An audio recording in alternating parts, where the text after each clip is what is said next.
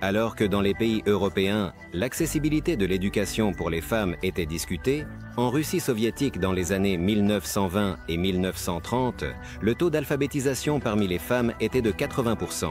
Elles occupaient activement des places dans les principaux établissements d'enseignement technique, représentant presque la moitié des étudiants. Malgré les débuts précoces des femmes dans l'aviation, remontant au XVIIIe siècle, la création d'un équipage féminin complet pour un dirigeable n'a été possible qu'en 1932 en URSS. Cependant, en 1934, le concepteur italien Umberto Nobile a failli compromettre cette initiative.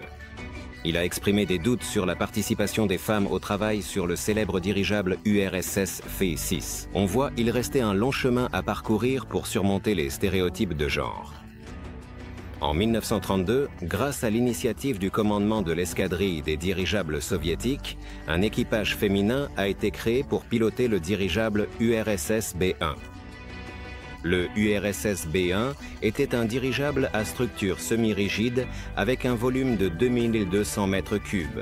Deux moteurs aidèrent d'atteindre une vitesse allant jusqu'à 95 km/h. Au début du mois d'avril 1932, son vol d'essai inaugural a eu lieu à Leningrad. L'équipage féminin a activement participé à une série de vols d'essai et de propagande spéciaux. Les membres féminins avaient volé sur ce dirigeable, mais aussi sur des ballons sphériques, ainsi que sur d'autres appareils, y compris des modèles de dirigeables allant du B-1 au B-6. En 1934, le célèbre URSS B-6 a été créé et tous les aéronautes rêvaient de rejoindre son équipe. La sélection était stricte, la préparation intensive, sous la direction d'Umberto Nobile. En raison des vols prolongés prévus, l'équipage comprenait 6 mécaniciens aéronautiques. Eugénie Kovrina désirait rejoindre l'équipe, mais Nobile était opposé à la participation d'une femme. Finalement, les constructeurs de dirigeables ont réussi à le convaincre.